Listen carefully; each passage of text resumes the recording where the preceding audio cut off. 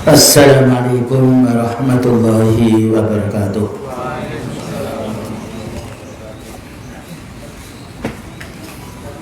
Innal hamdalillah nahmaduhu wa nasta'inuhu wa nastaghfiruh wa na'udzu billahi min shururi anfusina wa sayyiati a'malina. Man yahdihillahu fala mudilla lahu wa man yudlil fala hadiya lahu. Asyhadu an la ilaha illallah wahdahu la syarika lahu wa asyhadu anna Muhammadan abduhu wa rasuluh. Allahumma salli wa sallim ala nabiyyina Muhammadin wa ala alihi wa sahbihi ajma'in, amma ba'du.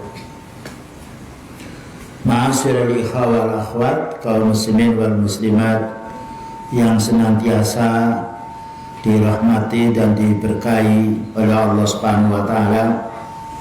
Alhamdulillah, pada pagi hari ini kita dipertemukan oleh Allah taala di rumahnya, sekalipun bangunannya sederhana. Kalau kita bandingkan dengan masjid beliau, masih mewah masjid kita.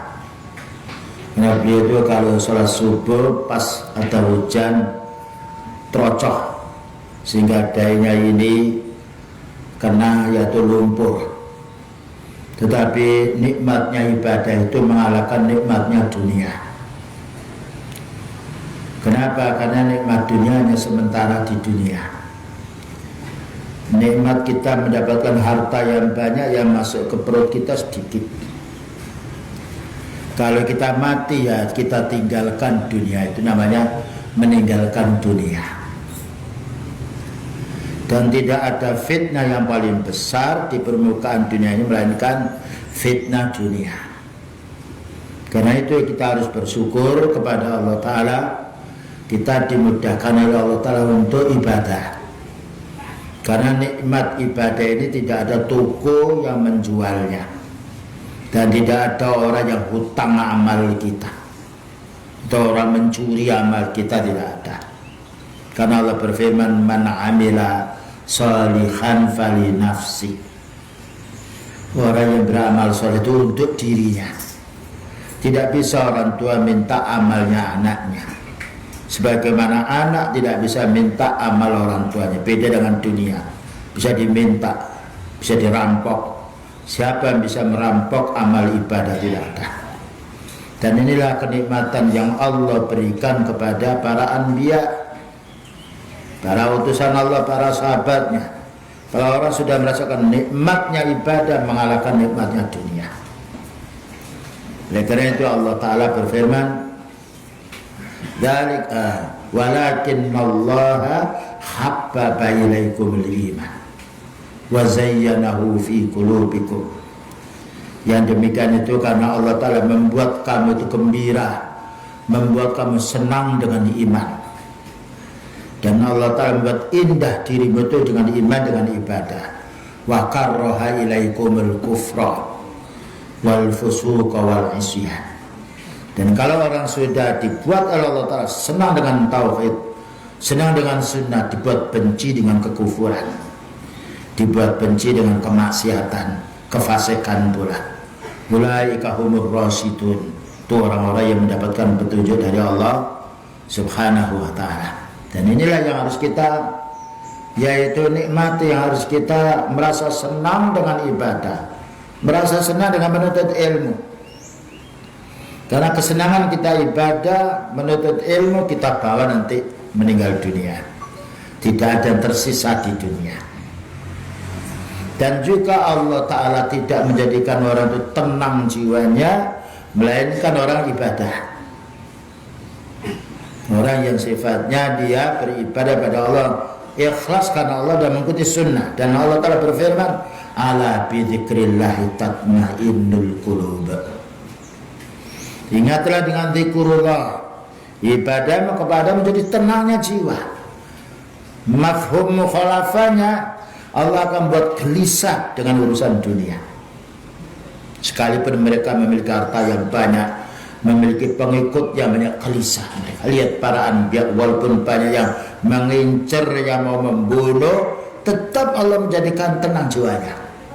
Jadi ketenangan jiwa itu dengan ibadah. Kalau orang sudah tidak tenang jiwanya, walaupun punya makan yang enak, villa yang lain, gelisah, tidak bisa dihibur dengan dunia. Tapi kalau orang itu walaupun dia miskin, makan apa adanya, tenang jiwanya, nikmat dia. Karena kenikmatan makan itu hanya di lidah. Satu porsi 1 juta dengan satu bungkus 5.000 sama. Kalau sudah masuk perut, selesai. Tapi nikmatnya ibadah dikenang terus sampai akhiratnya nanti. Bahkan tidak ada penyakit yang menyebabkan tubuh kita sakit kecuali dunia. Tidak ada orang bertambah tinggi darahnya karena sholat, tambah asam uratnya karena ibadah, tidak ada. Ya, meningkat yaitu kolesterolnya karena ibadah. Semuanya itu karena dunia. Makanya kita kalau makan, kulu wasrobu wala tusrifu. Silakan makan minum tapi jangan berlebihan. Tapi kalau ibadah, wasari'u ila mahfiratin mir rabbikum wa jannah. Bersegeralah di dalam masalah urusan surga. Karena surga kita tempuh dengan amal. Allah berfirman, wa tilkal jannatul lati uristumuha bima kuntum ta'malun. Surga itu akan kamu warisi di antara sebabnya amal. Mencari surga lebih mudah daripada kerja di pabrik. Karena kalau kita kerja di pabrik sakit, suruh pulang. Tapi kalau kita beribadah dengan berbaring bisa. Bukankah beliau bersabda, sholli qa'iman, salat dengan berdiri. Fa illam yastati' faqa'ida. Kalau nggak mampu berdiri, duduk. Wa illam yastati' fa'ala janbin. Kalau tidak mampu ya berbaring. Salatnya orang berbaring karena tidak mampu berdiri, pahalanya seperti salat berdiri. Allah Ta'ala tidak mengurangi. Karena mereka berbaring bukan dengan kehendaknya, tapi karena tidak kemampuannya. Allah berfirman, fattaqullaha mastata'tum. Maka bertakwalah kamu kepada Allah sesuai dengan kemampuan. Ya, jadi mencari surga itu lebih nikmat. Orang miskin bisa, kaya, ibu-ibu, ya kakek nenek bisa. Karena syaratnya hanya 3. 1 muslim. Orang menjadi muslim mudah. Yang nomor 2, keikhlasan dalam hati. Itu amanah hati, siapa tidak bisa ikhlas. Nomor 3, sesuai dengan sunnah. Amal itu kalau sesuai dengan sunnah mudah. Karena beliau bersabda, ad-dinu yusrun. Agama itu mudah. Dan karena Allah Ta'ala berfirman yuridullahu bikumul yusra. Allah mendaki kamu itu ibadah supaya mudah. Jadi kita mencari dunia itu susah, mencari surga mudah. Karena Allah Ta'ala mendaki kita dengan din itu kemudahan. Yuridullahu bikumul yusra wala yuridu bikumul usra. Dan Allah tidak mendaki kita ini dengan agama menjadi sulit. Tidak bisa sholat dengan duduk, tidak bisa duduk berbaring. Tidak bisa haji bebas kewajiban haji. Tidak bisa siam karena tidak kemampuannya, bebas dan bisa bayar fidyah kalau mampu. Tidak bisa bayar fidyah, bebas. Tidak ada peraturan semisal indahnya syariat Allah Ta'ala kepada kita. Karena Allah Ta'ala menciptakan kita, Allah tahu kemampuan kita. Ya, inilah keindahan Islam yang harus kita pahami. Nah, kita hidup ini maksud utamanya Allah Ta'ala menjadikan kita hidup sementara ini untuk ibadah, bukan untuk main-main. Semua orang hidup ingin punya tujuan. Bangun rumah ingin ditempati, punya istri, menikah ingin bagaimana melampiaskan syahwatnya dan hal belum punya anak. Kerja ingin dapat keuntungan. Tidak ada keuntungan yang bisa melebihi keuntungan ibadah. Karena keuntungan ibadah untuk dirinya. Kalau anak kita hafal Quran, bapaknya tidak hafal Quran, ini bapakmu kirimin Quran rong jus tidak bisa.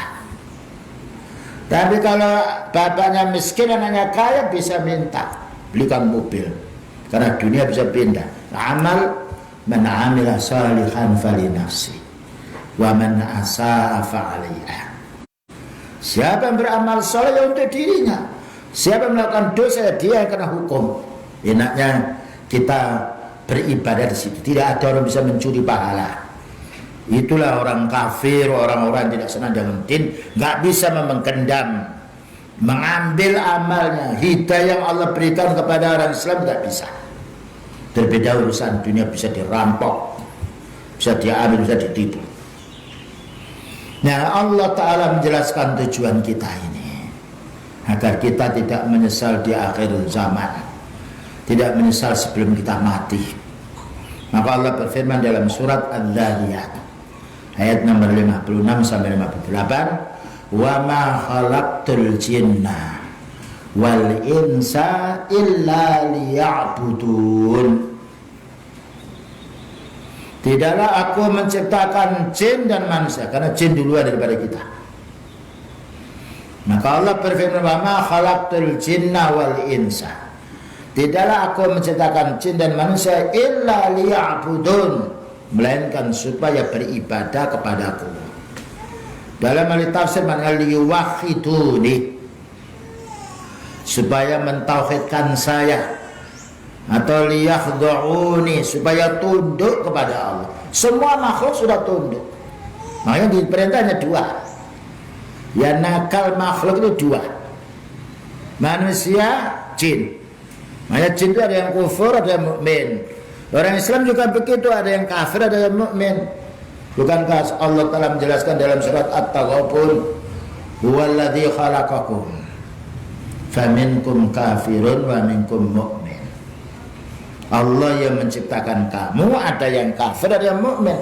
Yang kafir mesti memusuhi orang mukmin, yang mukmin mesti dimusuhi orang kafir. Ini sudah takdir, kawan baik kata orang Jawa.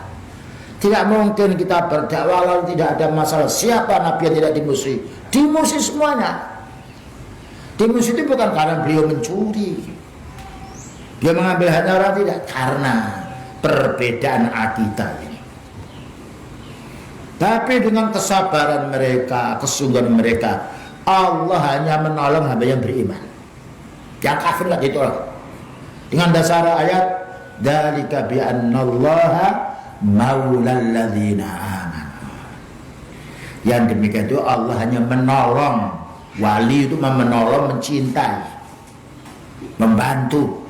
Yang demikian itu karena Allah Ta'ala mencintai, dia membantu orang mukmin. Wa annal kafirina la maula lahun. Orang kafir tidak ada punya penolong dia, sekalipun jumlahnya banyak, punya ini dan itu. Nah, ini yang harus kita merasa gembira dengan nikmat ibadah. Makanya perbanyak baca Al-Quran, perbanyak baca hadis, difahami maknanya, diresapi. Karena kenikmatan kita baca Al-Quran, memang melewati, melebihi kenikmatan dunia. Tidak ada orang yang bosan baca Al-Quran, karena Allah Ta'ala memberikan hidayah. Beda dengan orang punya ini, punya itu, bosan, ditinggalkan, ingin beli lagi. Ya, Al-Quran tidak berubah mulai awal sampai akhir. Hadis juga demikian. Ya, nah inilah yang harus kita syukuri. Dunia itu sebentar saja. Kita punya rumah, kita bangun 700 tahun, berapa tahun kita tempati? 60-70 kita sudah pulang. Nah, ya. Satu saat mamanya satu hari kita punya kekayaan satu gunung, satu tangan 360 gunung. Untuk apa? Perut kita tidak akan membesar seperti gunung. Nah, dunia itu seperti mata'ul ghurur, kenikmatan yang menipu, mata'ul qalil, kenikmatan yang sedikit. Ya, jadi kita harus pahami Allah menciptakan jin dan manusia itu agar beribadah kepada Allah, agar melaksanakan perintahnya. Karena perintah Allah Ta'ala semuanya baik, tidak ada yang jelek. Dan perintah itu dihubungkan dengan kemampuan kita. Makanya anak kecil belum diwajibkan, karena akalnya belum sehat, rangka-rangka badannya masih. Orang kalau sudah lanjut usia dia pikun bebas, karena ibadah harus ingat.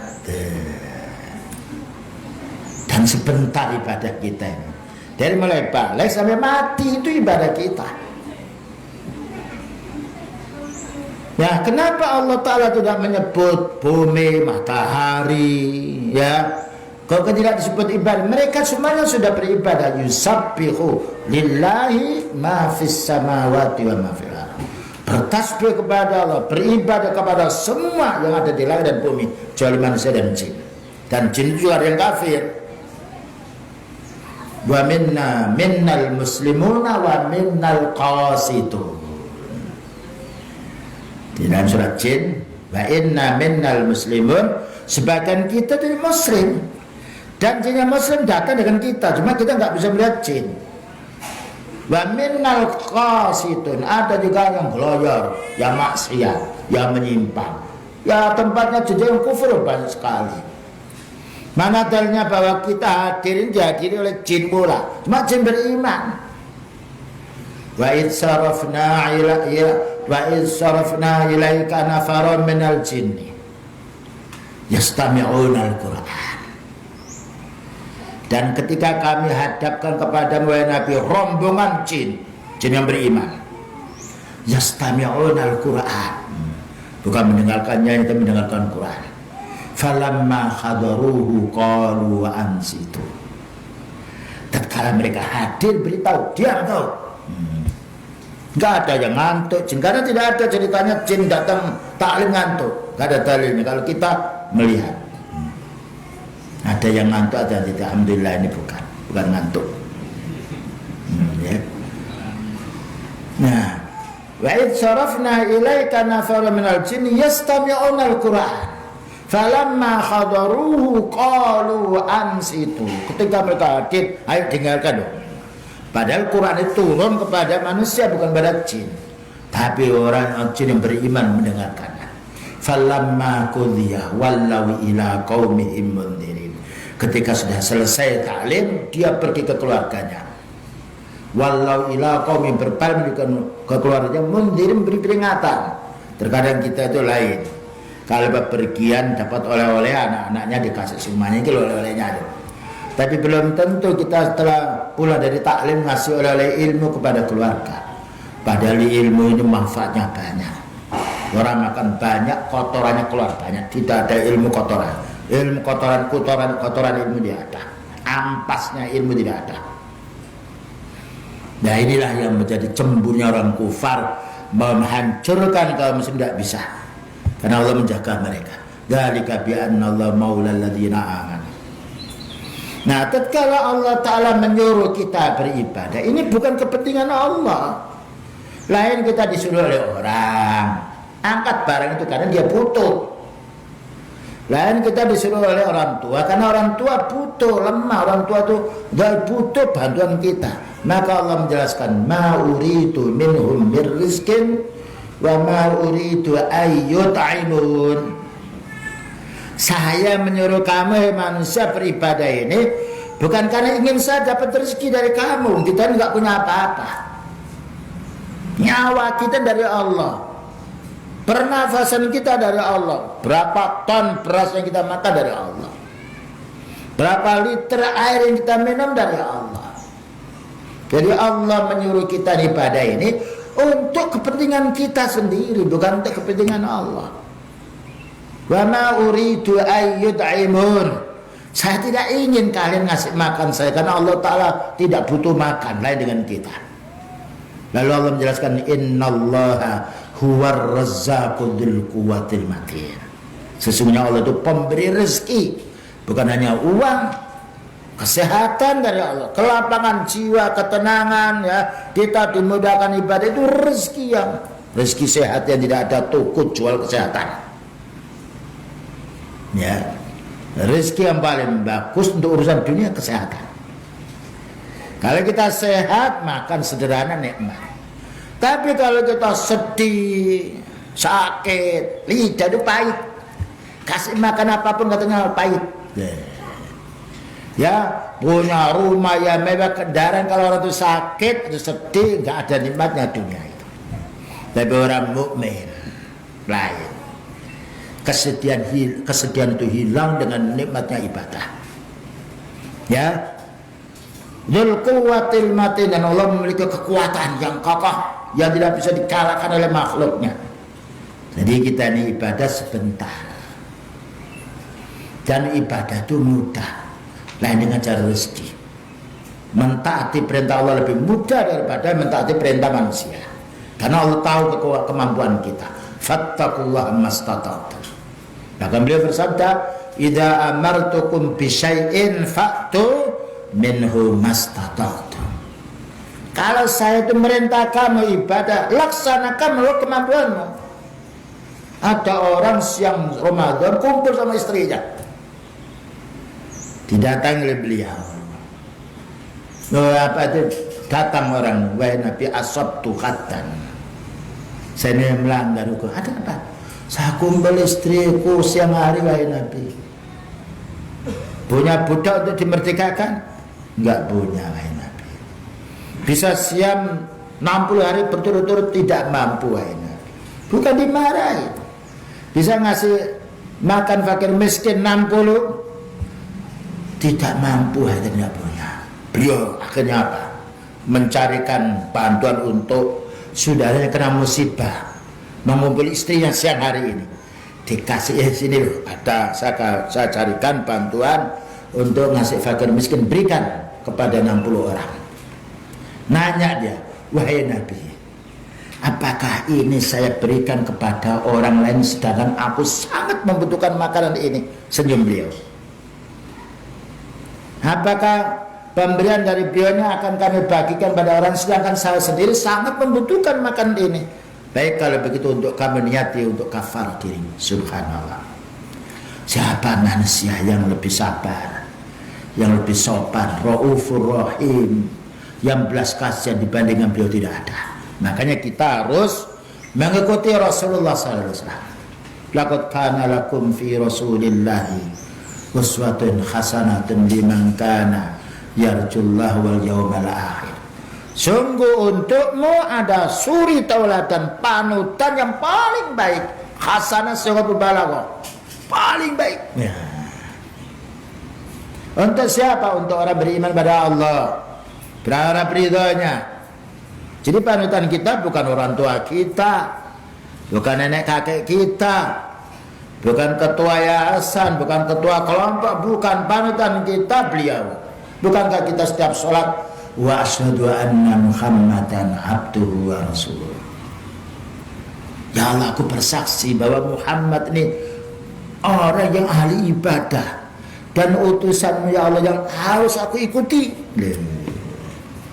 Kalau kita mengikuti beliau tidak dirugikan. Karena apa? Beliau tidak butuh amal kita. Beliau sudah masuk dalam surga. Bahkan dengan kita mengikuti sunnahnya, beliau mendapatkan tambahan pahala. Karena man dalla ala khairin falahu mislu ajri fa'il. Siapa yang menunjukkan jalan yang baik, dia mendapatkan pahala semisalnya tanpa dikurangi pahalanya orang yang mengikuti sunnah. Yang nomor 2, pertanyaannya tadi, sampai kapan kita beribadah? Allah berfirman, belum. Kita disuruh beribadah ini, wa ma umiru illa liya'budullaha mukhlishina lahuddin. Tidaklah manusia itu diperintah melainkan agar beribadah kepada Allah, ikhlas menjalankan agama yang lurus ini. Wa yuqimunas shalah, dan hendaknya mendirikan salat, yaitu faedahnya untuk kita. Wa yu'tunaz zakat, dan menunaikan zakat bagi yang mampu, yang tidak mampu menerima zakat. Dan disebutkan dalam surat Al-Bayyinah ayat nomor 5. Nah, ya. Ketika kita disuruh beribadah harus ikhlas karena Allah. Ikhlas karena Allah itu maknanya walaupun ada orang mencaci, ada orang memuji, tidak menghiraukan. Ada orang beribadah, tidak, dia tetap beribadah karena ibadah kebutuhan dia sendiri. Lihat, kita itu kencing ikhlas. Semua tidak kencing, kita mau kencing sendiri. Buang air besar nggak begitu. Yang lain nggak buang air, aku buang air kok. Terkadang orang beribadah melihat dulu orang mau ibadah apa tidak. Mau masjid, oh ternyata di masjid tidak ada orang lain. Padahal kebutuhan kita ibadah itu melebihi kebutuhan kita makan dan minum. Ini orang yang ikhlas dicaci maki, dipuji, mendapatkan penghargaan atau tidak, tetap dia istiqomahnya di atas Allah. Qul amantu billah summa istaqim. Nah ini ibadah yang betul-betul masuk dalam lubuk hati.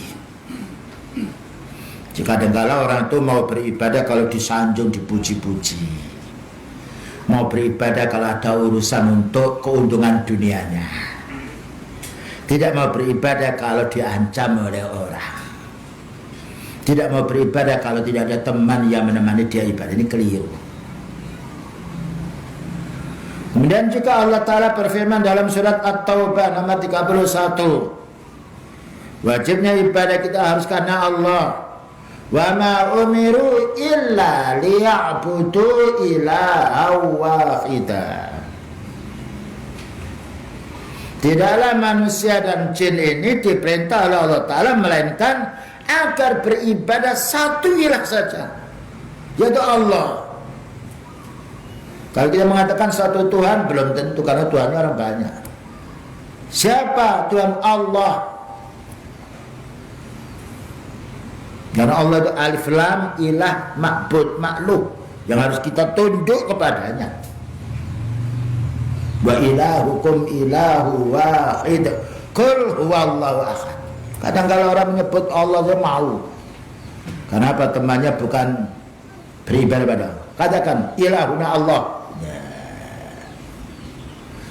Yang menciptakan aku, yang memberi rezeki aku, yang membuat sehat aku, yang menyembuhkan penyakit aku hanya Allah. Fashhadu bi anna muslimin. Saksikan saya orang yang menyerah diri pada Allah. Nah, ibadah kita ini kaum muslimin tidak seperti umat dahulu. Nabi Nuh alaihissalam umurnya berapa? Hampir 1950 tahun itu dakwanya saja. Umur kita antara 60-70 itu standar. Kalau ada lebih itu 1-2. Dengan dasar hadis yang diriwayatkan oleh Imam Tirmidzi dan juga Imam Ahmad, ashabus sunan. Qala an-nabiy sallallahu alaihi wasallam, a'maru ummati. Nah, a'maru ummati, umur umatku ini ma baina sittina ila 70. Antara 60 tahun hijrah, bukan masehi. Antara 60 dan 70. Dan itu betul, tidak ada orang umurnya sampai 300 tahun. Bahkan beliau menjelaskan wa aqalluhum man yajuzu dzalika. Sedikit orang melewati umur 70 tahun. Taruh ada umur 100 itu 1-2 bisa dihitung. Tapi yang banyak standar antara 60-70. Bahkan umur beliau 63 sudah diambil oleh Allah. Para khalifah umurnya masih muda. Ketika sudah mau tua, diambil, Allah Ta'ala gantikan yang muda lagi. Jadi pendek umur kita ini. Kalau kita betul-betul gunakan hidup kita untuk ibadah, kenikmatan yang murni. Tapi na'udzubillah min dzalik. Kalau waktu yang pendek ini berupa kufur, syirik, kebitaan, wah bahaya kita. Matinya orang yang musyrik, sekaratnya tidak sama dengan matinya orang yang ikhlas beriman kepada Allah. Nah ini yang harus kita paham. Tidak ada penyakit yang paling berat kecuali ketika dicabutnya nyawa oleh mereka. Nah makanya waktu yang banyak harus untuk ibadah. Dan ibadah ini tidak harus di masjid. Di rumah kita, yaitu menasihati istri kita, anak kita. Ketika anak makan tangan kiri, ya tangan kanan. Ketika dia masuk rumah baca apa, masuk ke WC baca apa, keluar dari WC baca apa, lupa baca bismillah baca apa. Itu ibadah semuanya. Nanti akan dijelaskan makna ibadah. Jadi ibadah ini mudah, tidak harus mengeluarkan duit, dan tidak ada ruginya orang beribadah. Kalau dia beribadah betul-betul sesuai dengan sunnahnya Rasulullah SAW. Jadi ibadah ini mulai dari kita balik sampai mati. Nah itu. Kalau kita sudah meninggal dunia, tidak ada perintah di alam kubur, bangun, sholat dulu. Nggak ada. Siam tidak ada, tahajud tidak ada, berinfak tidak ada. Karena di alam kubur yaumul jaza. Al-Imam Barbari mengatakan ad-dunya darul amal wal akhirat darul jaza. Dunia ini tempat kita untuk cari bekal akhirat. Jadi kita umur pendek ini untuk dua. Untuk kehidupan kita di dunia, karena kita hidup itu mesti mencari makan minum, dan untuk bekal di akhirat. Hati-hati itu bukan cara untuk mengumpulkan dunia saja. Dan Allah menjelaskan walal akhiratu khairul laka minal ula. Usahamu untuk akhiratmu itu lebih baik daripada usahamu untuk duniamu. Nah itu. Kita punya mobil 100 yang dipakai berapa? 1. Punya pengarangan 1000 hektar yang dipakai 3 meter, 4 meter sudah enak kita tidur. Tapi kalau kita beramal soleh semuanya untuk kita, dan kita di akhirat itu bukan 70 tahun khalidina fiha. Berarti kalau orang mau berpikir yang waras, kita dunia sederhana saja. Rumah untuk sepeda kita nanti ya sebagai penutup panas dan penutup hujan. Tapi kalau di akhir kita harus betul-betul, karena rumah di rumah. Kalau kita di dunia hidup sebentar butuh rumah, di akhirat juga butuh rumah. Cuma kita bangun rumah di akhirat ini harus dengan amal kita di dunia ini. Makanya Asia istrinya Fir'aun mohon pada Allah Ta'ala, wa daraballahu masalan lilladzina amanu imra'ata Fir'aun. Dan Allah membuat permisalan wanita yang beriman. Perhatikan itu istrinya Fir'aun. Idh qalat Rabbi ibnili baitan indaka fil jannah. Ya Allah, buatkan aku ini rumah di sisimu berupa surga, rumah surga. Wa najjini min Fir'aun. Ya Allah, selamatkan aku ini dari Fir'aun wa amalihi, dan dari tingkah lakunya Fir'aun. Wa najjini minal qaumidz zalimin. Ya Allah, selamatkan ke aku ini dari orang-orang musyrik, orang berbuat zalim. Doanya wanita didatangi oleh Fir'aun, beritahu kalau kamu Asia mau menuhankan saya, silakan tempati villa-villa itu. Tapi orang beriman itu tidak tertarik dengan urusan dunia. Villa di dunia kita tempatkan sebentar, tapi di akhirat kenikmatan mala ainun ra'at wala udhunun sami'at wala khatara bi bali ahadikum. Belum pernah kita melihat kenikmatan dunia itu kenikmatan surga di dunia. Belum pernah kita melihatnya, belum pernah pula terlintas. Bagaimana besok kalau orang masuk surga, semua yang tua, kakek nenek itu menjadi muda semuanya. Wakahwa iba atroba, gadis-gadis yang sebaya. Wa azwajum mutahhar, istri yang tidak penguk baunya, yang tidak haid, yang tidak nifas, yang tidak berak, yang tidak kencing. Adakah manusia di dunia seperti itu? Tidak ada. Ini kenikmatan yang abadi ini kita tempuh di dunia ini. Makanya hidup sederhana, urusan dunia sederhana saja. Ya yang penting kita bisa makan lah. Tempat yang penting kita bisa berteduh. Tapi ya akhirat, wasari'u ila maghfiratin min rabbikum, segera kamu berharap ampunan dari Allah. Wa jannah, dan segera cari surga. Arduha ka ardis samai wal ard, yang luasnya melebihi dari luasnya langit dan bumi. Nah ini yang harus kita fikir. Orang kalau membaca Al-Quran tenang jiwa ini. Kemudian juga Allah Ta'ala menjelaskan kepada kita semuanya makna ibadah. Dijelaskan oleh para ulama sunnah. Al-ibadah menurut bahasa, kita ambil dari risalah fi ususil aqidah, bimana al-khudu' wat tadallul. Khudu' itu tunduk. Nah, diperintah mau, dilarang juga mau. Wat tadallul, merendahkan diri. Mana kita tunduk kepada Allah, merendahkan diri pada Allah, karena Allah Ta'ala sayang kepada hambanya. Nah ini makna menurut bahasa. Jadi ibadah itu al-khudu', makanya pada bahasa Jawa yaitu abdu ngawuloh. Nah ngawuloh. Ya, kalau bahasa Arab al-khudu merendahkan diri. Ya, wa tadallul. Nah, kita tunduk kita kepada Allah mulia. Dan memang kita harus tunduk kepada Allah. Siapa yang menciptakan kita? Allah. Siapa yang berrezeki kita? Allah. Siapa yang menciptakan langit dan bumi? Allah. Semua kebutuhan kita hanya Allah yang memenuhi. Nah, inilah kita disuruh beribadah kepada Allah. Sedangkan makna menurut istilah yaitu tariqun mu'abbad, jalan yang harus ditempuh. Idza kana mudhallilan, ketika orang itu menundukkan dirinya, merendahkan dirinya. Dan juga dijelaskan oleh Al-Imam Ibn Taimiyah rahimahullah taala, ismun jami'un likulli ma yuhibbuhu Allah wa yardahu min al-a'malid dhahirati wal a'malil batinah. Segala amalan, ucapan atau niat hati yang mencakup diridhai oleh Allah. Jadi kita makan dengan tangan kanan, ya. Masuk masjid kita perhatikan kaki mana dulu, kita berdoa, kita mencarikan nafkah istri yang halal, kita mendidik anak, ya.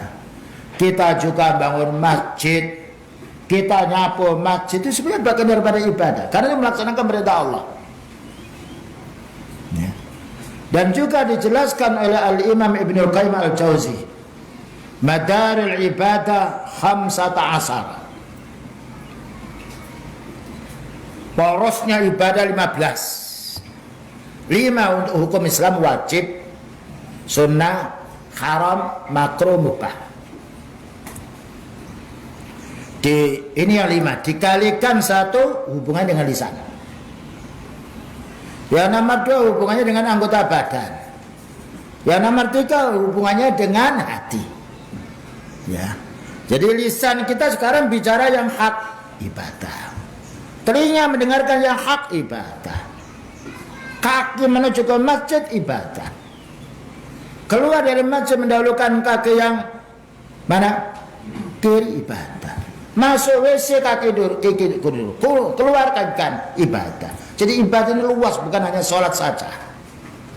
Melaksanakan perintahnya Allah Ta'ala yang wajib maupun yang sunnah, meninggalkan yang haram maupun yang makruh, dan juga menjauhi perkara mubah yang berlebih-lebihan. Setan itu menggoda kita kalau kita mau dijerumuskan syirik, tidak mau dijerumuskan kepada bid'ah. Diajak kita pada bid'ah, kita tahu ini bid'ah tidak kita kerjakan, diajak kepada berlebih-lebihan dalam masalah urusan yang mubah. Duduk 1 jam nongkrong bicara dengan teman, ya. Kita punya HP delok sawang HP-mu ini. Gambar apa wae. Ya. Kenapa? Kalau orang sudah sibuk dengan mubah, berarti dia meninggalkan yang wajib. Meninggalkan yang sunnah. Beruntung setan itu, dan sudah berjanji setan itu, fa bi'izzatika la ughwiyannahum ajma'in illa ibadaka minhumul mukhlasin. Surat Shad 81-82 itu.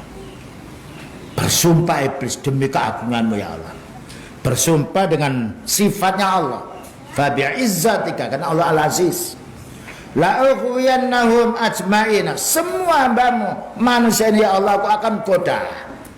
Tapi pengapesan saya ya Allah, illa ibadaka minhumul mukhlasin, kecuali hambamu yang ikhlas beribadah mengikuti sunnah Nabi, aku nggak mampu. Ya. Nah, ini yang harus kita pahami. Jadi ibadah ini bukan hanya sholat. Makanya untuk menjadi orang yang beribadah sempurna, kita harus mempelajari ilmu din. Dari tauhid kita pelajari agar kita tidak jatuh kepada syirik. Beribadah kita pelajari agar kita tidak jatuh kepada bid'ah. Muamalah kita pelajari agar kita tidak jatuh pada yang haram. Makanya ada kitab buyuk, kitab jual beli, ya, kitab mudharabah. Orang itu punya duit dikerjakan oleh orang lain, nanti bagi untung, ya. Kitabul masaqat, irigasi ada semuanya. Cuma kita sudah baca belum? Kalau HP sudah kita baca kan. Terkadang kita punya kitab sekian banyak hanya dilihat, Bukhari, Muslim, tapi sudahkah dibaca? Nah ini, di kenikmatan seseorang itu dengan ibadah di sana. Ibadah luas. Orang sakit bisa ibadah dengan istighfarnya, dengan bersabar-sabar itu amalan hati. Ya, ibadahnya hati apa? Takut pada Allah, berharap, bertawakal, menjauhi putus asa, menjauhi hasud, menjauhi dengki, menjauhi marah. Nah, ibadahnya kaki menuju ke masjid, cari rezeki yang halal, ya, membantu saudaranya. Ibadahnya anggota badan yang kuat. Bagaimana kita bisa memanfaatkan badan ini untuk maslahah keluarga kita, maslahah umat. Luas. Selanjutnya, makna ibadah menurut syar'i yang tadi sudah dijelaskan. Sekarang macam-macam ibadah. Nah ini, ya. Macam ibadah banyak sekali, antara ibadah dalam bentuk doa. Nah, doa itu ibadah. Ad-du'a'u huwal ibadah. Doa itu puncaknya ibadah. Kemenangan para anbiya dengan doanya. Ya, apalagi ada orang berbuat zalim, mempunyai kekuatan yang lainnya, doa pada Allah. Bayangkan kemenangannya Nabi Nuh alaihissalam melawan kaumnya dengan doa, dengan doa. Inni maghlubun fantasir. Ya Allah, saya ini kalah dengan kelompok yang banyak ini. Fantasir, ya Allah, tolonglah aku ini. Dipanggilnya Allah. Fafatahna abwaabas samai. Dibuka lagi dengan hujan deras. Wa fajjarnal arda uyunan. Bumi ini dikeluarkan sumbernya. Faltaqal ma'u ala amrin qad qudir. Campur air hujan dan air sumber, tenggelam semuanya, termasuk istri dan anaknya. Yang diselamatkan oleh Allah Ta'ala orang beriman. Nah, doa ini betul-betul mujarab, dengan syarat, ya, orang berdoa ini betul-betul orang ahli tauhid dan orang tidak takut kecuali kepada Allah. Orang mengamalkan sunnah. Makanya doanya para anbiya dikabulkan oleh Allah. Ya, kenapa? Keikhlasannya dan juga mengikuti sunnahnya. Bayangkan Nabi Musa disuruh mendakwai Fir'aun. Coba kalau kita setengah mati kita menghadapi orang kafir. Suruh idhab ila Fir'aun innahu tagha. Nabi Musa ditemani oleh Nabi siapa? Saudaranya Harun. Idhaba ila Fir'auna innahu tagha. Faqula lahu qawlan layyina la'allahu yatadzakkaru aw yakhsha. Coba kamu yaitu Musa dan Harun pergi ke Fir'aun dan bicara yang lembut. Faqul hallaka ila an tazakkam faqul lahu qawlan layyina. Bicara lembut, la'allahu yatadzakkar, barangkali. Kalimat barangkali ini abtaraji. Ya, barangkali dengan itu dia mau ingat, mau sadar. Kalau tidak, ternyata tidak sadar, mau dibunuh. Maka Allah Ta'ala menyuruh Nabi Musa, fa'asri bi'ibadi lain. Ayo, kamu pergi malam hari. Ya. Engkau akan dibunuh oleh Fir'aun. Ternyata Allah Ta'ala menyelamatkan Nabi Musa dengan perlawanan, tapi dengan doanya, melaksanakan perintahnya Allah. Nah, ya, ini yang harus kita fahami. Pertolongan Allah Ta'ala hanya untuk beriman. Ya ayyuhalladzina amanu in tansurullah yansurkum wa yusabbit aqdamakum. Surat apa itu? Ini hafal Quran katanya. Surat Muhammad. Ya ayyuhalladzina amanu, orang beriman, in tansurullah, jika kamu mau menolong agama Allah, kita harus menolong dulu. Menolong agama Allah Ta'ala dengan menuntut ilmu, kita pelajari, kita amalkan, kita dakwakan dengan penuh sabar, itu menolong agama Allah. Maka baru Allah mengatakan yansurkum, Allah menolong dirimu. Nah, jangan berharap kita mendapatkan pertolongan sebelum menolong agamanya Allah. Dan itu sudah janji.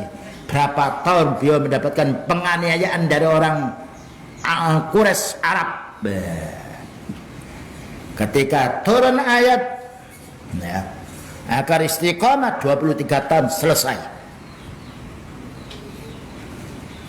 Kenapa? Istiqomah di atas yang hak. Semua para anbiya ditolong oleh Allah karena ketauhidannya. Ya, Nabi Ibrahim, ya, Nabi Hud, Nabi Soleh, subhanallah. Itu manusia seperti kita, bahkan makannya lebih enak kita.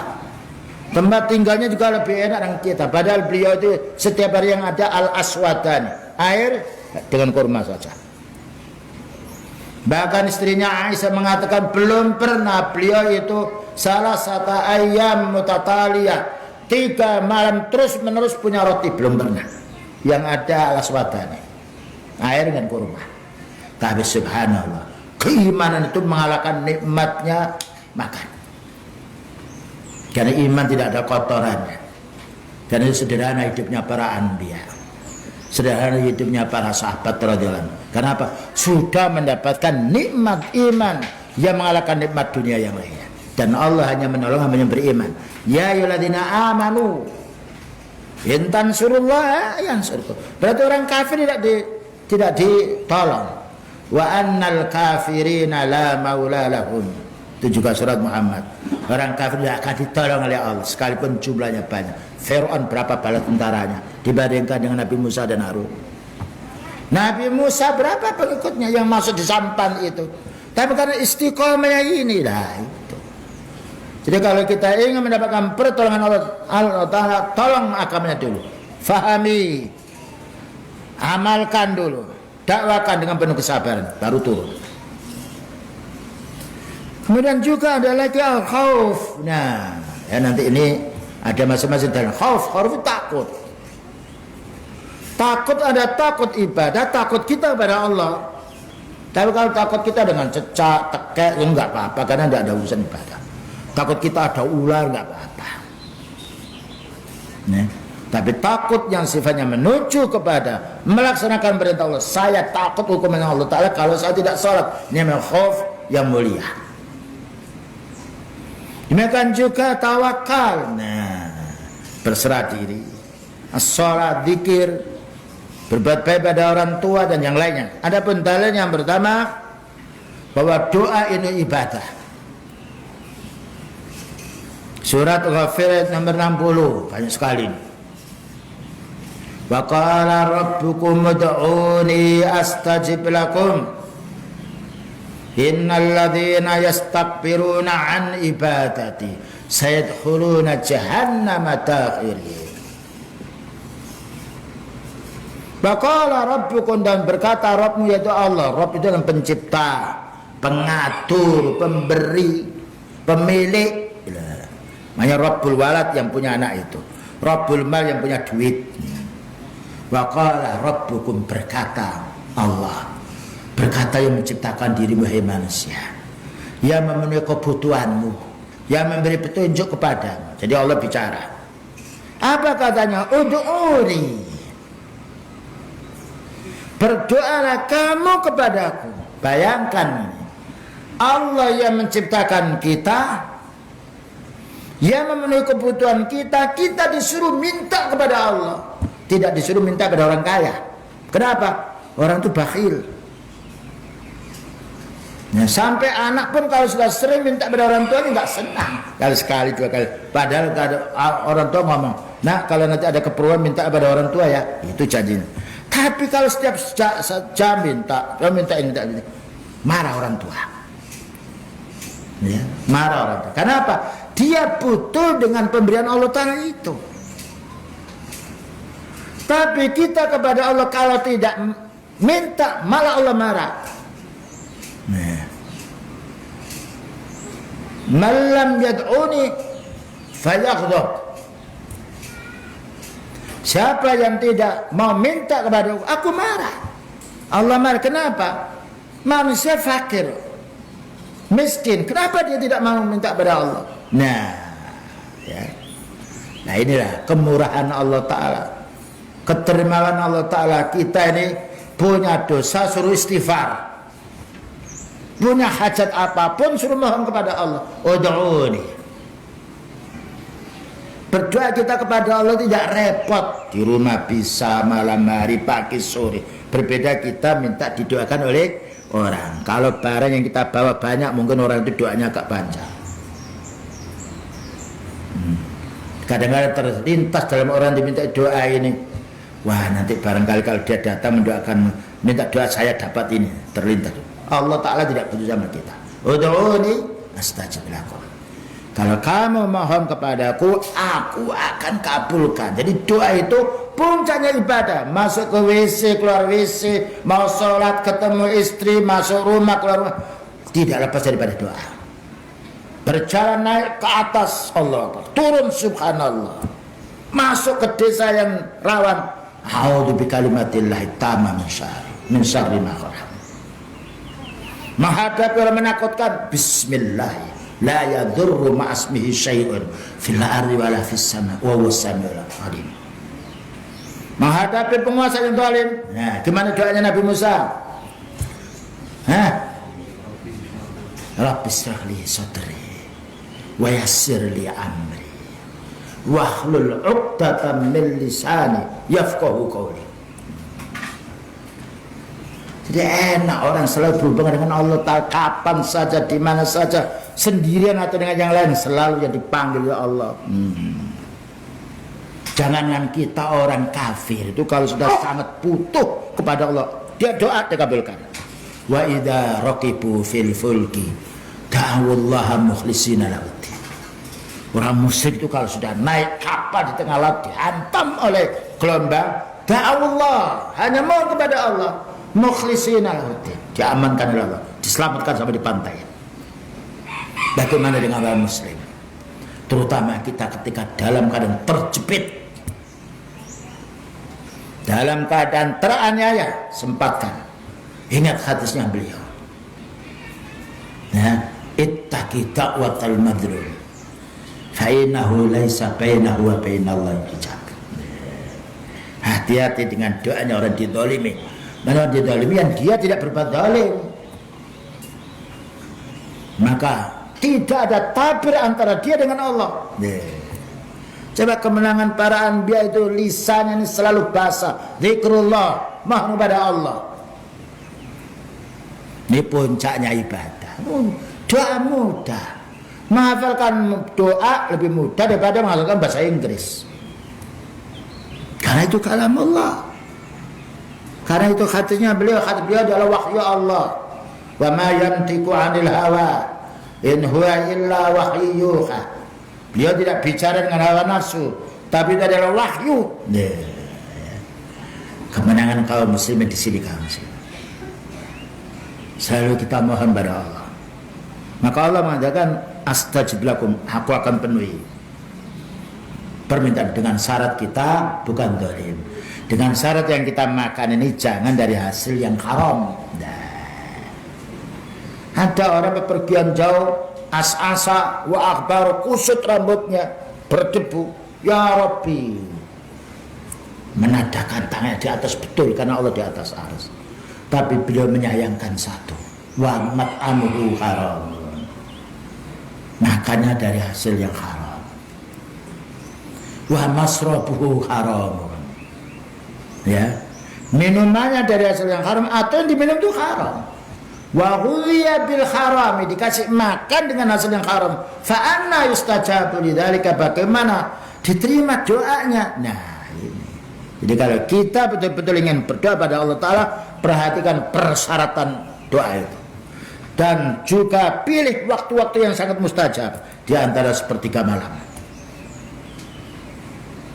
Doanya orang musafir terkabulkan kalau dia tidak zalim. Doanya orang siang, salasun la turaddu da'watuhum, tiga perkara Allah Ta'ala tidak menolak doa mereka. As-shaimu hatta yaftur, orang siam sampai dia buka. Dan ketika malam, ketika Allah Ta'ala turun ke langit dunia, yanzilu rabbuna ila sama'id dunya fi sulusil lail al-akhir, Allah turun ke langit dunia sepertiga malam terakhir. Man yas'al yu'ta, oh, siapa yang minta aku akan beri. Wa may yastaghfir yughfar, siapa yang minta ampun diampuni, terutama kalau kita ada balak yang lain, ada musibah dan dizalimi oleh orang. Jangan lupa ingat pada Allah, mohon dengan keikhlasan hati, yakin akan dipenuhi. Tidaklah para anbiya kekuatan melainkan pertama kekuatannya doa, walaupun itu juga ada harus diikhtiari, tapi doa huwal ibadah. Dan nanti bisa baca kitab Ad-Da'wat Dawa oleh Al-Imam bin Qayyim Al-Jauzi, pembahasan tentang masalah doa. Subhanallah. Kemudian juga Allah berfirman, innal ladzina yastakbiruna an ibadati, orang-orang yang enggan tidak mau berdoa kepadaku, sayadkhuluna jahannama dakhirin, mesti akan masuk neraka dalam keadaan hina. Cuma kita ini kadang-kadang kalau sedang kesulitan dipalingkan oleh jin kita yang kufur, jangan berdoa kamu kepada Allah. Nah, ini jin kita ini nakal. Malam katanya dia ukut tidur dulu, belum.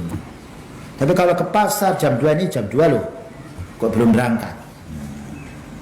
Ya. Taklim tidur dulu. Tapi kalau melihat barang dagangan melek, suruh melek kita. Itu memang gitu, yuwaswisu fi sudurin nas, membisikkan di hati manusia. Ya, tapi kita bisa melawan jin yang kufur itu dengan kita ibadah pada Allah. Kita ketika dibangun oleh Allah, bangun segera. Jangan nanti. Jangan taswis nanti saja, nanti kita akan. Kita kadang-kadang jika bangun oleh Allah jam 1, bangun. Jam 2 bangun. Walaupun tidak ada wecker. Lihat ayam itu. Ayam jago. Jam berapa dia keluruk? Jam 2, jam 1, jam 3. Pas.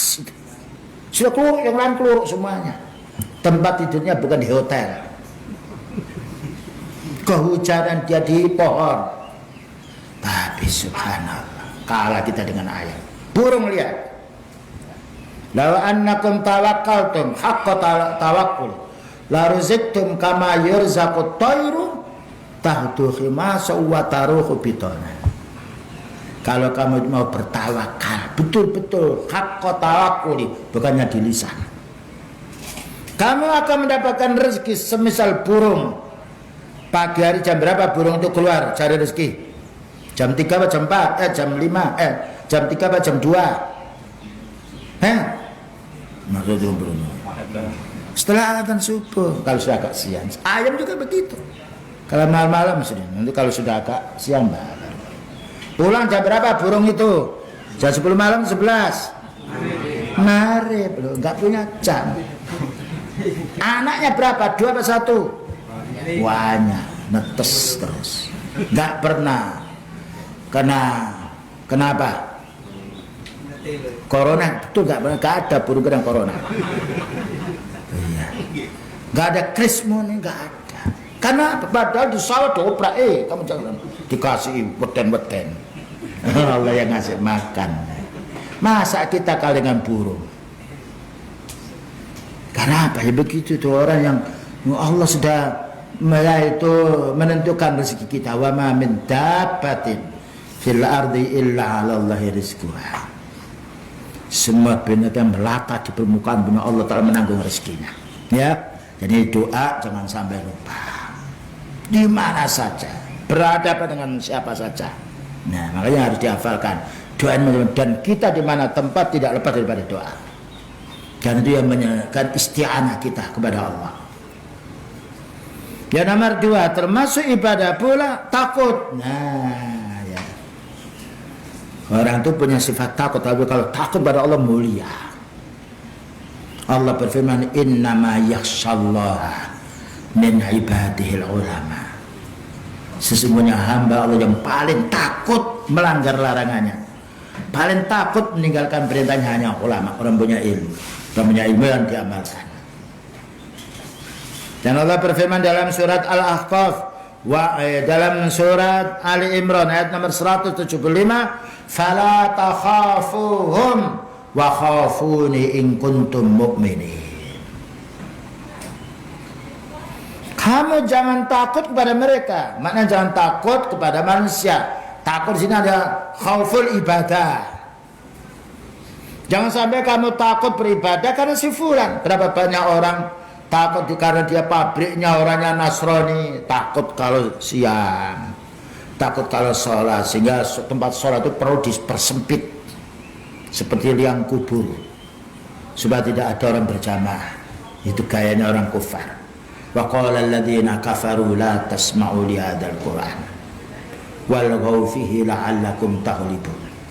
Berkata orang kafir, upayakan orang itu enggak mendengarkan Quran, buat gaduh supaya kamu menang. Itu prinsip mereka. Tapi orang mukmin, wa idza tuliyat alaihim ayatuhu zadatuhum imana. Orang mukmin kalau didengarkan ayat Allah bertambah imannya. Beda, ya. Jadi berseberang jalan. Nah, maka manusia harus takut kepada Allah, takut melanggar larangannya. Karena kalau kita melanggar hukum Allah, tidak ada yang bisa mencegah kehendak Allah. Takut kalau kita meninggalkan perintah sedangkan kita mampu. Takut kalau kita menzalimi orang. Nah, tapi kalau kita takut memanjat, nggak apa-apa, nggak ada urusan ibadah. Biar orang lain suruh manjat. Takut ada ular, nggak apa-apa, itu urusan duniawi. Nah, takut berjalan malam sendirian tidak mengapa. Bukankah Nabi Musa juga takut? Tapi bukan takut urusan ibadah. Jadi takut yang dilarang di sini, kita takut kepada manusia ketika beribadah, khawatir diancam oleh manusia. Fala takhafuhum wa khafuni in kuntum mu'minin. Fala takhshawhum wakhshawni. Jadi takut ini amalan mata kita apa telinga kita? Hati. Penyakitnya hati, hasud, tinggalkan. Ya, iri. Ya. Apalagi tomak. Apalagi penyakitnya hati yang harus kita jauhi. Sombong. Nah, itu.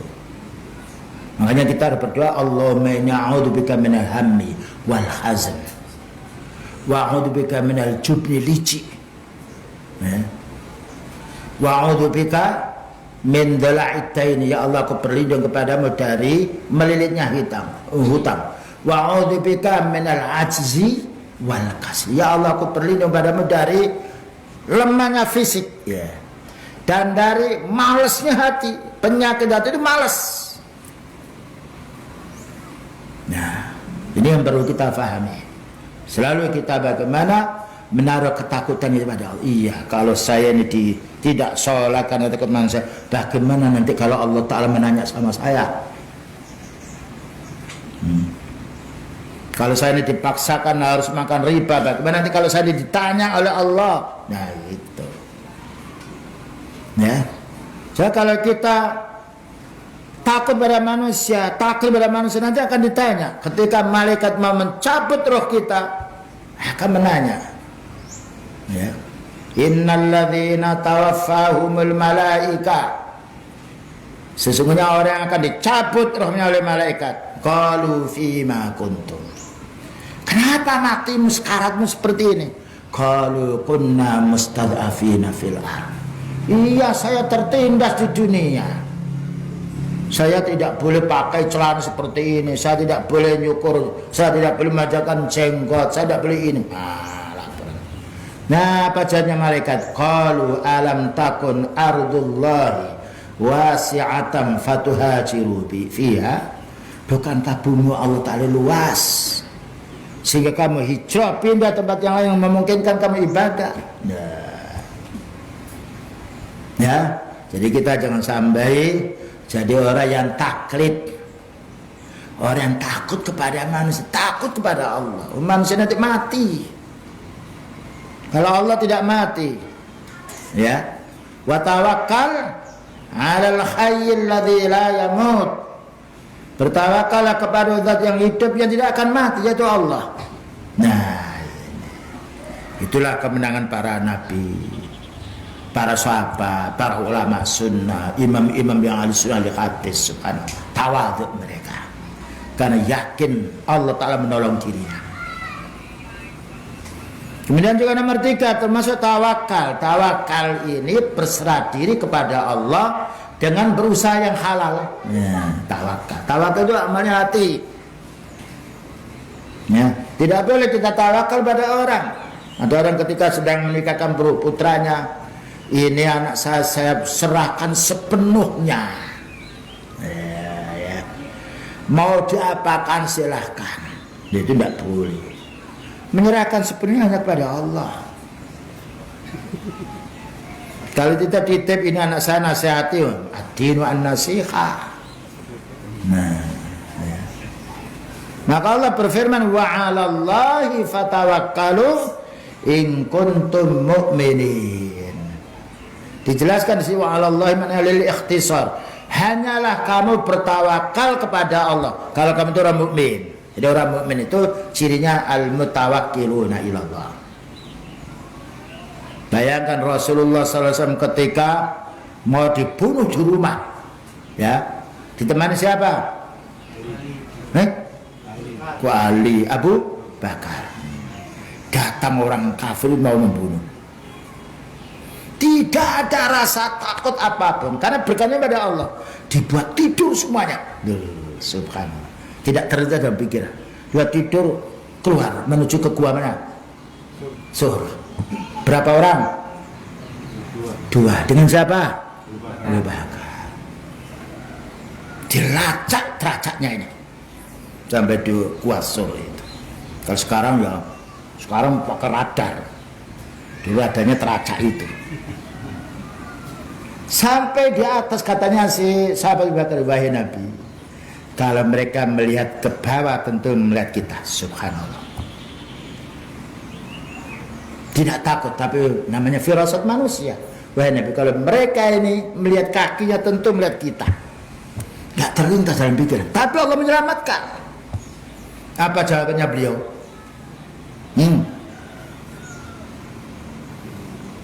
Nah, apa perkataan beliau memberi nasihat kepada sahabat Abu Bakar? Siapa tahu?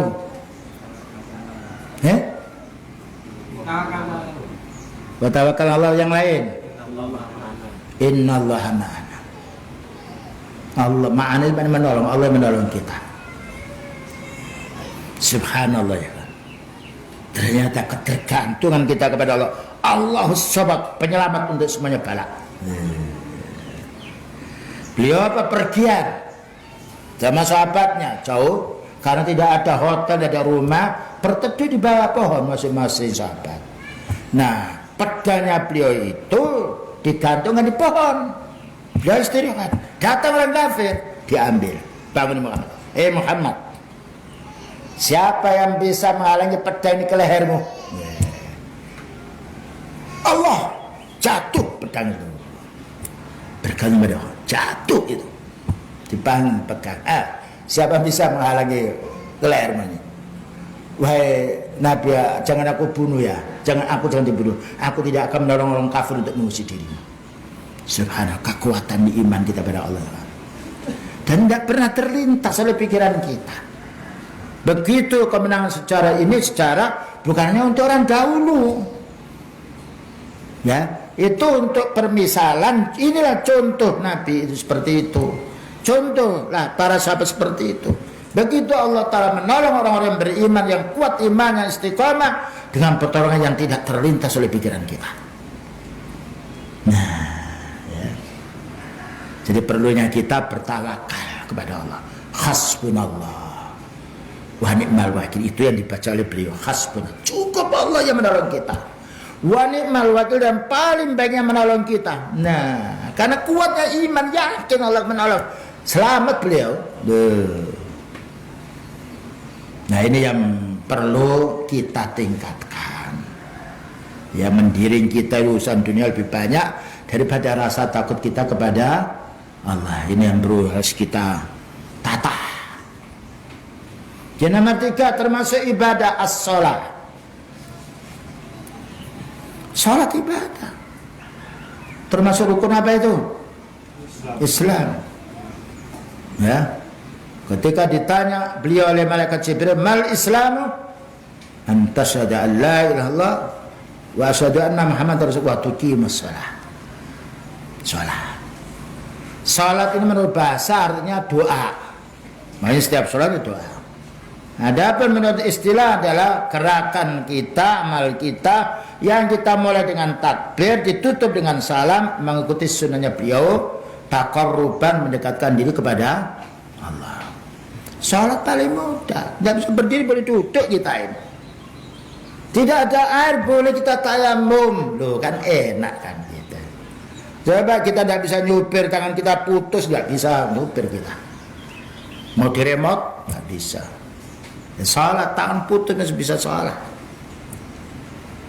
Tapi manfaatnya innas sholata tanha anil fakhsya'i wal munkar. Salat itu bisa mencegah perbuatan keji, membendung kemungkaran, membendung perbuatan keji. Dan beliau tidak mendapatkan nikmatnya hidup kecuali salat. Innama ju'iltu qurrata a'yuni fis shalah. Saya ini dibuat oleh Allah Ta'ala sejuk hatiku itu dengan ibadah sholat. Dan sholat termasuk ibadah yang paling banyak. Satu hari berapa jam kita sholat? Sehari semalam? Berapa? Itu kira-kira 3 jam. Lama mana dengan tidur kita? Yang jujur. Lama tidur kita, lama mana kita dengan bengkel kita, dengan pasar kita. Lama di pasar 3 jam gak cukup. Sholat 3 jam itu diansur. Maghrib setengah jam, isya setengah jam, subuh setengah jam, 2 jam sholat 3 jam lah. Tapi mengalahkan dunia seisinya. Ju'ilat qurrata aini fis shalah. Allah menjadikan tenangnya jiwaku itu dengan sholat. Makanya orang Islam itu kalau sholat 5 waktu di masjid, mendiring mereka. Takut orang munafik itu. Mana dalilnya? Orang munafik itu lebih takut kepada ahli sunnah daripada mereka takut kepada Allah. Nah ini harus kita fahami.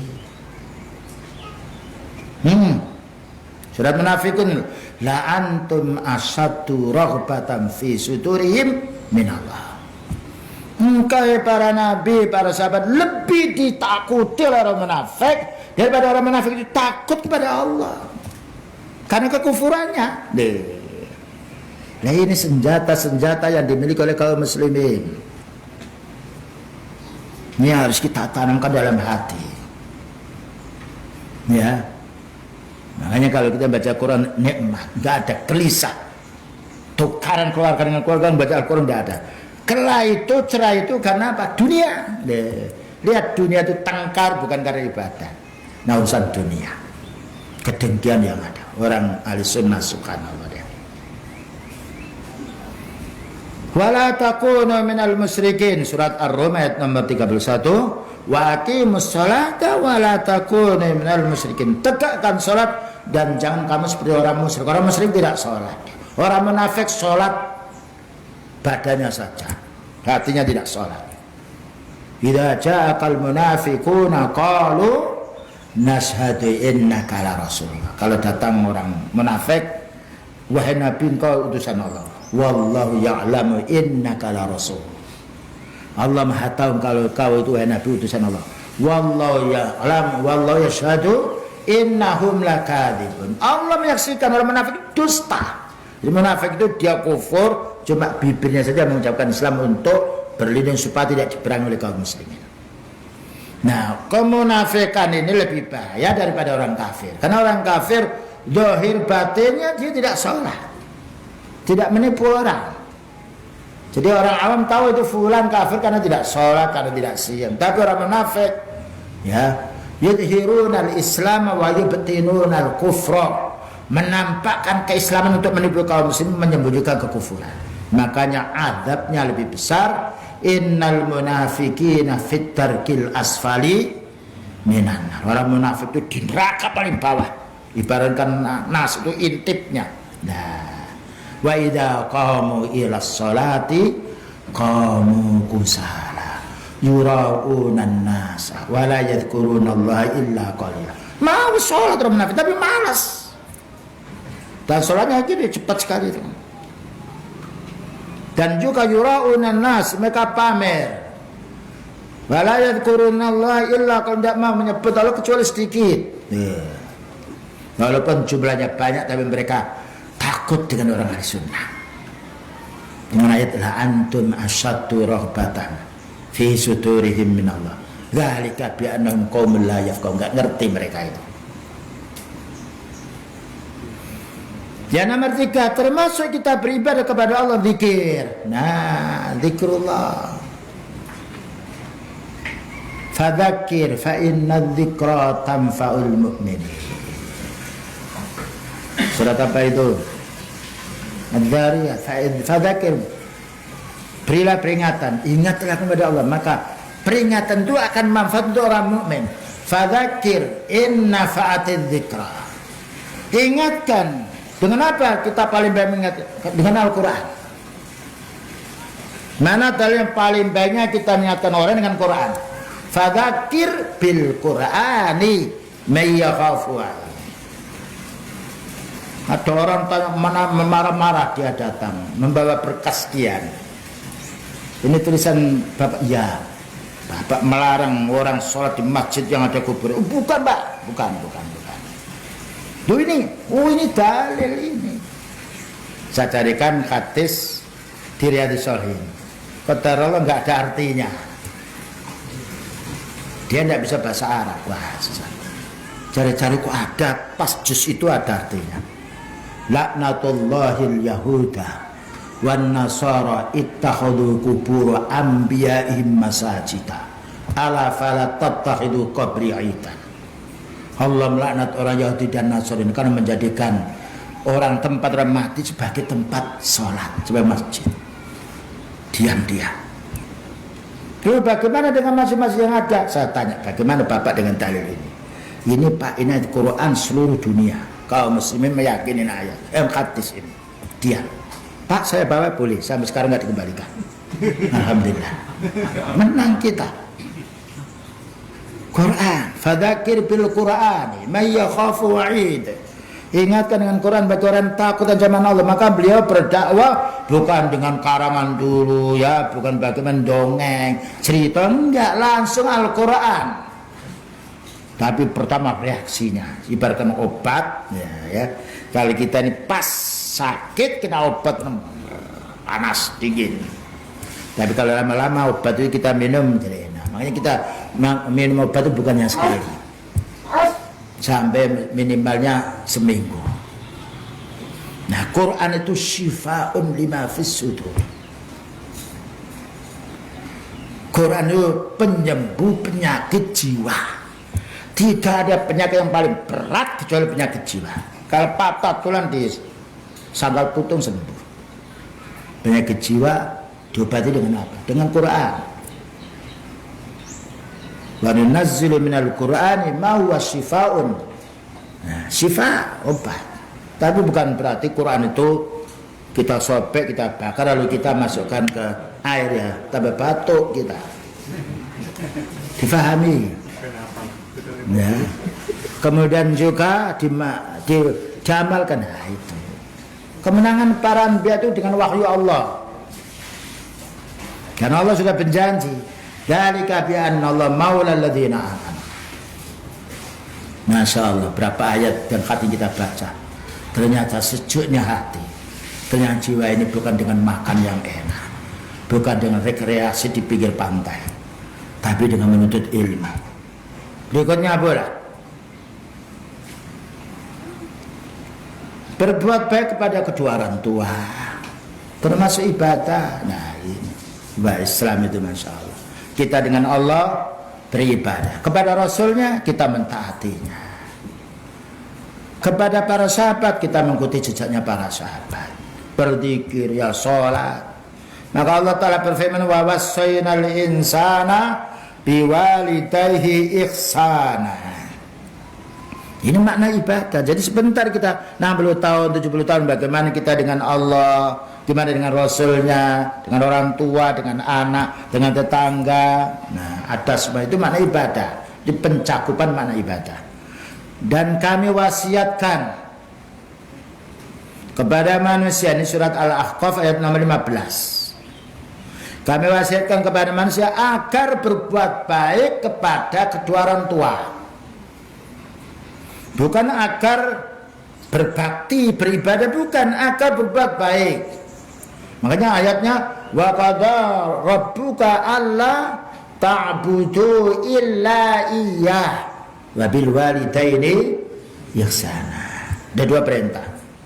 Allah memerintahkan kamu agar beribadah hanya kepada Allah karena Allah pencipta kita. Yang memenuhi kebutuhan kita. Yang nomor 2, kita disuruh berbuat baik, bukan disuruh ibadah. Berbuat baik pada orang tua karena orang tua ini penyebab lahirnya kita. Makanya orang berjuang, jihad yang lainnya harus izin sama orang tua. Ketika diizini kita berangkat, kecuali kalau orang tua itu kafir. Orang muslim karena orang tua suatu saat butuh bantuan dari anaknya. Ya, wala taqul lahuma uffin wala tanharhuma, kecuali terutama ketika sudah lanjut usia. Capeknya orang tua bukan mengurus dirinya karena direpotkan oleh anaknya. Maka kita disuruh berbuat baik pada orang tua, bicara sampai ketika orang tua mengajak kita kepada syirik, jangan ditaati tapi berbuat baik tetap padanya. Wa in jahadaka ala an tusyrika bi ma laysa laka bi ilmun fala tuti'huma. Jika dua orang tuamu itu maksa kamu untuk berbuat syirik, jangan ditaati. Wa sahibhuma fid dunya ma'rufah. Tapi bergaul dengan orang tua yang baik. Berbuat baik kepada orang tua lain dengan beribadah pada orang tua. Tidak boleh beribadah, berbuat baik boleh. Bukan karena Nabi Ibrahim menasihati ayahnya, ya abadi, lima ta'budu ma la yasma'u wa la yubsiru wa la yughni anka syai'a. Wahai ayahku, dipanggil ya abadi sayang. Urusan dunia boleh. Wahai ayahku, kenapa ayahku ini beribadah kepada yang punya telinga tapi tidak bisa mendengar, punya mata tidak bisa melihat, wala yughni anka syai'a, tidak bisa menolak patung. Diperkulim patung semuanya, tinggal satu yang besar. Sebab memang mertawi. Bapaknya tidak bisa berbuat apa-apa. Iya memang batu, bahkan batu itu siapa yang buat? Patung siapa yang buat? Malaikat atau manusia? Manusia. Lebih mana mulia mana manusianya dengan patungnya? Kalau manusia, loh kok patung disembah ya? Kadang-kadang orang dengan akiknya azimat siji di rumah. Saya pernah pulang dari Kalimantan, ada orang dia sholatnya bagus, yang wah ini kita dekati. Ternyata dia punya azimat. Dari mana? Ini Pak, saya ini tukang bengkel sepeda. Saya dapat seorang punya ilmu kalau kita apa itu memegang ini, kita akan selamanya dan juga akan beruntung banyak. Ya alhamdulillah di kapal. Saya bilang ini tidak ada manfaatnya. Kalau dia bisa mendatangkan manfaat, berarti kalau disobek dia tidak sesobek. Kalau kita marah berarti dia marah.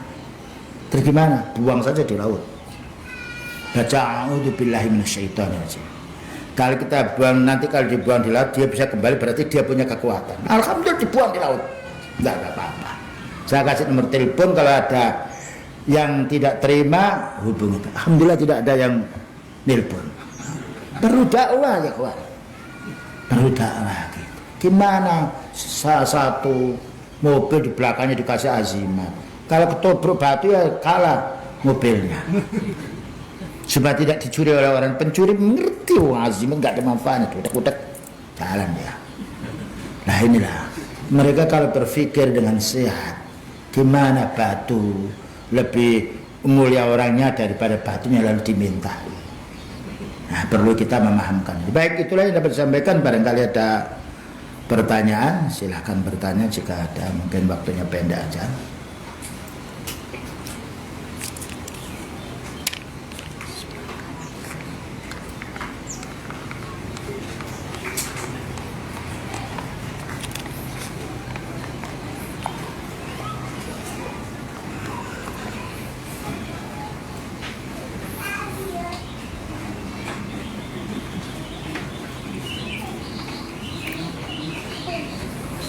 Ya.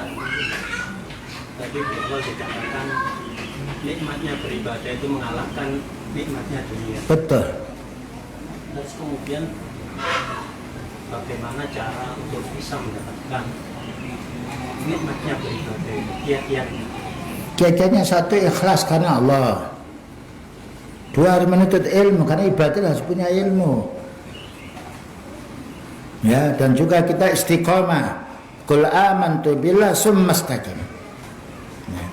Innalladzina qalu rabbunallah, tauhidnya, summa istaqim langgeng. Ya. Dan kita bersabar datang. Jadi pertama kita harus punya ilmu. Karena ibadah harus punya ilmu. Dan kedua harus ikhlas, itu amal hati. Kemudian kita amalkan dengan mudawamah. Karena amalan itu kalau sudah kontinu menjadi mudah. Kalau orang belum terbiasa mencangkul apa yang terjadi di tangannya? Lecet dia.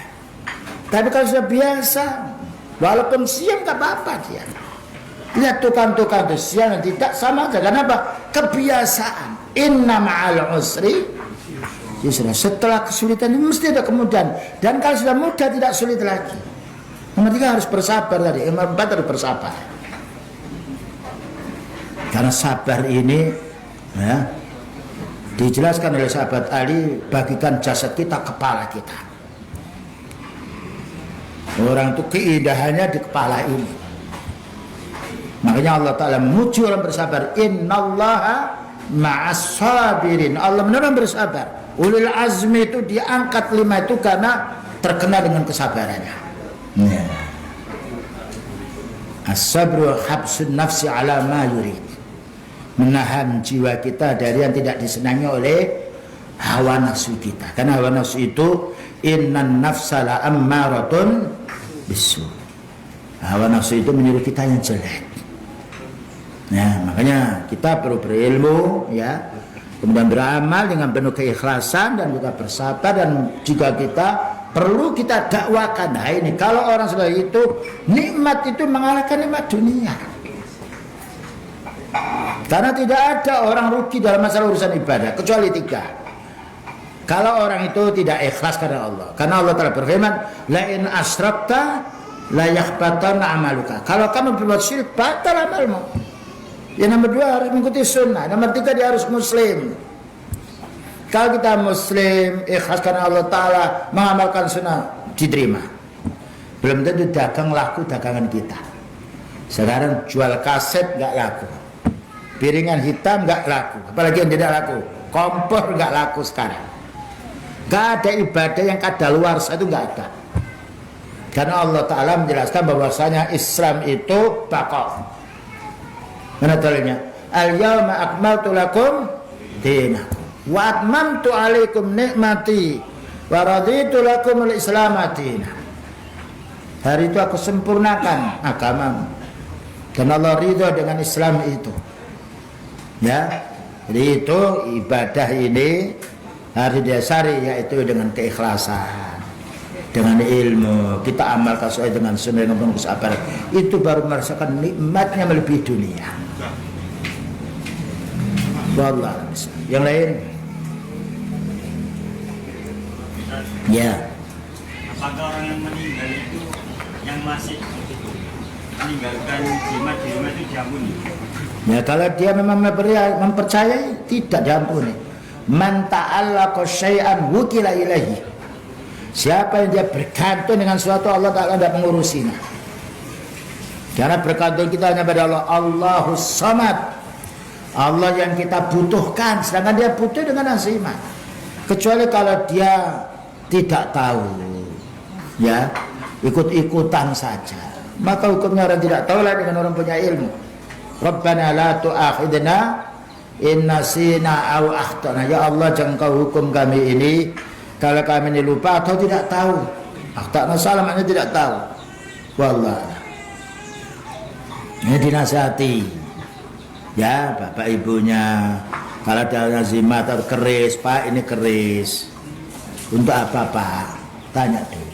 Oh, ini bisa menolak bala. Berarti nanti kalau ada apa itu pencuri bisa menolak keris ini? Nggak bisa. Ya. Dan keris ini kalau kita buang mestinya harus kembali, nggak di situ. Kenapa? Dia bisa menolak bala. Kalau dia sendiri tidak bisa menolak bala, bagaimana akan menolak bala yang lain? Nah, itu caranya. Disadarkan dia, ini besi Pak, sama dengan besi yang lain. Kalau tidak percaya gimana ini? Keris ini kita tahu yang besar, yang ukurannya 2 kilo, 3 kilo. dia bengkok dia.